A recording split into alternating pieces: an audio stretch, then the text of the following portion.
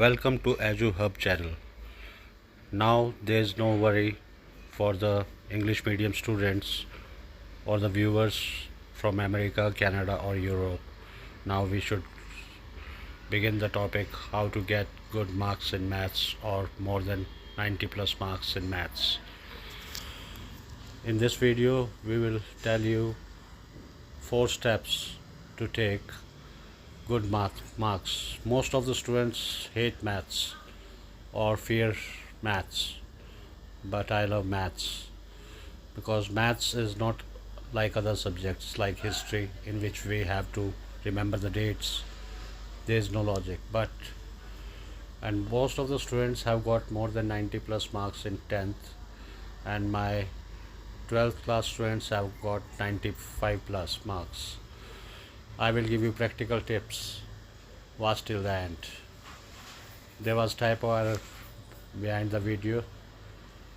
First of the basic principle is understand the basic principles and concepts.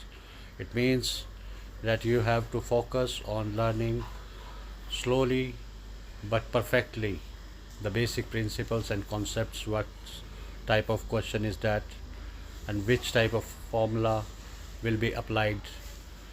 So next thing will come after, but first of all you should be able to understand the questions. Then you will be able to solve any type of questions easily. Then maths will become easy for you. Okay, so you don't have to panic. Now the second point comes, more and more practice. As you all have heard that practice makes a man perfect. Only concept understanding is not enough. After that, practice is also important. For example, if driver reads the theory of driving but does not practice, he will not be able to become a good driver. He might met with an accident. Similar is the case with maths. It requires practice. If the logic is clear, practice will make you perfect, increase your speed and efficiency. You should at least solve 5 or 6 questions regularly which have been taught in your school. Revise that exercise in the home. Now the third point is maintain a formula book, which will start from the beginning of the session. Different chapters have different formulas. You should make a book. I will refer you to maintain that book from 6th class onwards, because after 6th the formulas are repeated till 10th class, and that book will be very helpful for your board exams. Before my board exams I have got that book, and it was very handy because I revised all the formulas half an hour ago, which will give you confidence in the examination of solving the questions. Last but not the least, you should study in distraction-free environment, which means there should be no disturbance. Do not disturb should be the motto. During my board exams and before that, 2 or 3 months ago of my board exams, I used to study at night when everyone in my family slept, as we lived in 2-room flats which were given to the army officers. Now we will repeat the points how to get good marks in maths. First of all, understand basic principles and concepts. Second, more and more practice, which I gave the example of driver. Maintain a formula book is the third point. Last but not the least, study in distraction-free environment. This point is needed in most of the subjects because maths is not like in history. If you are able to understand once, you will be able to follow it. Now we will watch this video in welcome to Edu Hub. चलो बच्चों, इस video के अंदर किसी नए chapter की शुरुआत करते हैं, तो ध्यान पूर्वक सुनिएगा।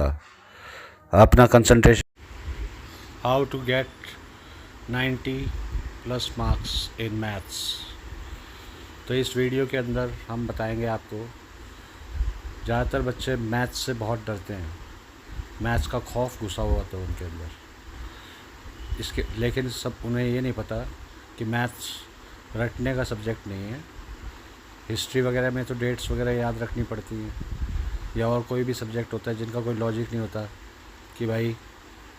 लेकिन इसमें हमें क्या देखना है, मेरे स्टूडेंट्स ने, बहुत सारे स्टूडेंट्स जिन्होंने 10th में, सारों ने मोस्टली 90 प्लस मार्क्स लिए मैथ्स के अंदर, और 95 से ज़्यादा 12th स्टैंडर्ड में लिए हैं। तो ये सब टिप्स जानने के लिए अंत तक वीडियो ज़रूर देखिए। सबसे पहला है understanding the basic principles and concept. मतलब कि मेन ये है कि मैथ्स में लॉजिक होता है, तो जो फॉर्मूलेज हैं, प्रिंसिपल्स हैं, कि किस स्टेप बाय स्टेप क्वेश्चन को निकालना है, उस लॉजिक को एक बार अंडरस्टैंड कर लिया तो किसी भी टाइप का क्वेश्चन आए उसे सॉल्व किया जा सकता है। इसमें रट्टा सिस्टम नहीं चलता है। तो रटने की जगह प्रिंसिपल्स को मजबूत करने के, यानी कि जो उसका बेसिक सिद्धांत है, हिंदी वालों के लिए बता रहा हूँ, उसको समझें। उसको समझने के बाद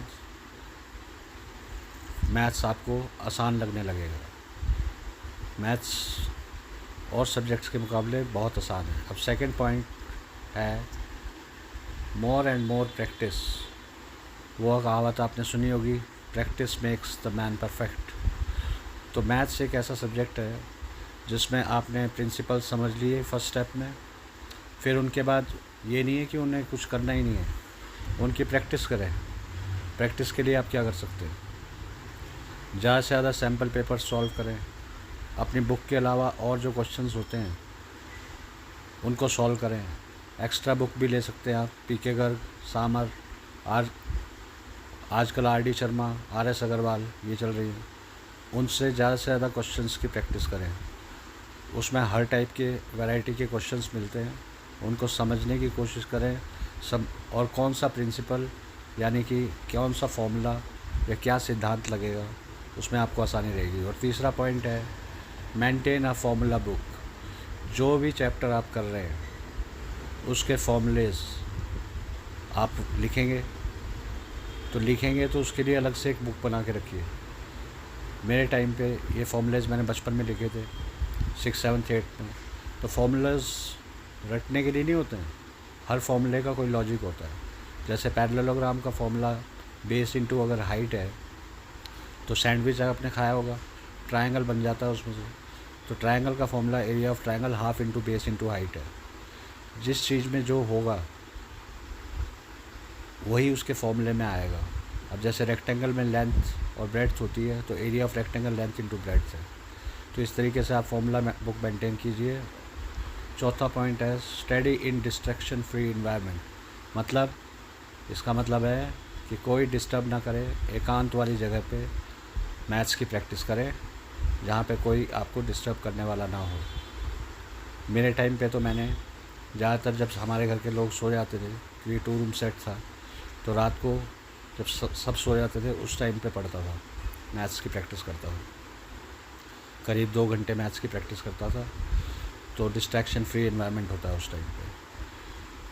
तो how to get good marks in maths के बारे में अब आपको प्रिंसिपल्स, पहला पॉइंट क्या था, understanding the principles and concept. सबसे पहले तो आप बेसिक प्रिंसिपल्स को बेसिक मजबूत करें, फिर ज़्यादा से ज़्यादा प्रैक्टिस करें, more and more practice.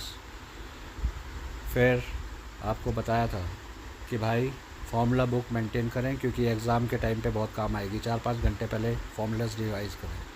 Study in distraction free environment, वो तो वैसे ही सब सब्जेक्ट्स के लिए ज़रूरी होता है। तो अब आप समझ गए होंगे। उम्मीद करता हूँ कि आप ज़्यादा से ज़्यादा वीडियो को शेयर करेंगे, लाइक करेंगे, सब्सक्राइब करेंगे। Thank you for watching. Welcome to Edu hub.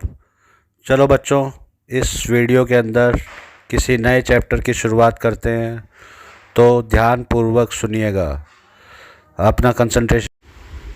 How to get 90 plus marks in maths. तो इस वीडियो के अंदर हम बताएंगे आपको, ज़्यादातर बच्चे मैथ्स से बहुत डरते हैं, मैथ्स का खौफ घुसा हुआ था उनके अंदर। इसके लेकिन सब उन्हें ये नहीं पता कि मैथ्स रटने का सब्जेक्ट नहीं है। हिस्ट्री वगैरह में तो डेट्स वगैरह याद रखनी पड़ती हैं, या और कोई भी सब्जेक्ट होता है जिनका कोई लॉजिक नहीं होता कि भाई। लेकिन इसमें हमें क्या देखना है, मेरे स्टूडेंट्स ने, बहुत सारे स्टूडेंट्स जिन्होंने 10th में सारों ने मोस्टली 90+ मार्क्स लिए मैथ्स के अंदर, और 95 से ज़्यादा 12th स्टैंडर्ड में लिए हैं। तो ये सब टिप्स जानने के लिए अंत तक वीडियो ज़रूर देखिए। सबसे पहला है understanding the basic principles and concept. मतलब कि मेन ये है कि मैथ्स में लॉजिक होता है, तो जो फॉर्मूलेज हैं, प्रिंसिपल्स हैं, कि किस स्टेप बाय स्टेप क्वेश्चन को निकालना है, उस लॉजिक को एक बार अंडरस्टैंड कर लिया तो किसी भी टाइप का क्वेश्चन आए उसे सॉल्व किया जा सकता है। इसमें रट्टा सिस्टम नहीं चलता है। तो रटने की जगह प्रिंसिपल्स को मजबूत करने के, यानी कि जो उसका बेसिक सिद्धांत है, हिंदी वालों के लिए बता रहा हूँ, उसको समझें। उसको समझने के बाद मैथ्स आपको आसान लगने लगेगा। मैथ्स और सब्जेक्ट्स के मुकाबले बहुत आसान है। अब सेकंड पॉइंट है मोर एंड मोर प्रैक्टिस। वो कहावत आपने सुनी होगी, practice makes the man perfect. तो मैथ्स एक ऐसा सब्जेक्ट है जिसमें आपने प्रिंसिपल समझ लिए फर्स्ट स्टेप में, फिर उनके बाद ये नहीं है कि उन्हें कुछ करना ही नहीं है, उनकी प्रैक्टिस करें। प्रैक्टिस के लिए आप क्या कर सकते हैं, ज़्यादा से ज़्यादा सैम्पल पेपर सॉल्व करें। अपनी बुक के अलावा और जो क्वेश्चंस होते हैं उनको सॉल्व करें। एक्स्ट्रा बुक भी ले सकते हैं आप, पीके गर्ग, सामर, आजकल आर.डी. शर्मा, आर.एस. अग्रवाल ये चल रही है, उनसे ज़्यादा से ज़्यादा क्वेश्चंस की प्रैक्टिस करें। उसमें हर टाइप के वैरायटी के क्वेश्चंस मिलते हैं, उनको समझने की कोशिश करें सब, और कौन सा प्रिंसिपल यानी कि कौन सा फॉर्मूला या क्या सिद्धांत लगेगा, उसमें आपको आसानी रहेगी। और तीसरा पॉइंट है मेंटेन अ फॉर्मूला बुक। जो भी चैप्टर आप कर रहे हैं उसके फॉर्मूलेज आप लिखेंगे तो उसके लिए अलग से एक बुक बना के रखिए। मेरे टाइम पे ये फॉर्मूलेज मैंने बचपन में लिखे थे, 6th 7th 8th में। तो फॉर्मूलाज रटने के लिए नहीं होते हैं, हर फॉर्मूले का कोई लॉजिक होता है। जैसे पैरेललोग्राम का फॉर्मूला बेस इनटू अगर हाइट है तो सैंडविच आपने खाया होगा, ट्रायंगल बन जाता है उसमें से। तो ट्रायंगल का formula area of triangle half into base into height है। जिस चीज़ में जो होगा वही उसके फॉर्मूले में आएगा। अब जैसे रेक्टेंगल में लेंथ और ब्रेड्थ होती है, तो area of rectangle length into breadth है। तो इस तरीके से आप फॉर्मूला बुक मेंटेन कीजिए। चौथा पॉइंट है study in distraction free environment. मतलब इसका मतलब है कि कोई डिस्टर्ब ना करे, एकांत वाली जगह पे मैथ्स की प्रैक्टिस करें जहाँ पे कोई आपको डिस्टर्ब करने वाला ना हो। मेरे टाइम पे तो मैंने ज़्यादातर, जब हमारे घर के लोग सो जाते थे, क्योंकि 2 रूम सेट था, तो रात को जब सब सो जाते थे उस टाइम पे पढ़ता था, मैथ्स की प्रैक्टिस करता था। करीब 2 घंटे मैथ्स की प्रैक्टिस करता था। तो डिस्ट्रैक्शन फ्री एनवायरनमेंट होता है उस टाइम पे। तो how to get good marks in maths के बारे में अब आपको प्रिंसिपल्स, पहला पॉइंट क्या था, understanding the principles and concept. सबसे पहले तो आप बेसिक प्रिंसिपल्स को बेसिक मजबूत करें, फिर ज़्यादा से ज़्यादा प्रैक्टिस करें, मोर एंड मोर प्रैक्टिस। फिर आपको बताया था कि भाई फार्मूला बुक मेंटेन करें, क्योंकि एग्ज़ाम के टाइम पे बहुत काम आएगी। 4-5 घंटे पहले फार्मूलाज रिवाइज करें। Study in distraction free environment, वो तो वैसे ही सब सब्जेक्ट्स के लिए ज़रूरी होता है। तो अब आप समझ गए होंगे। उम्मीद करता हूँ कि आप ज़्यादा से ज़्यादा वीडियो को शेयर करेंगे, लाइक करेंगे, सब्सक्राइब करेंगे। Thank you for watching.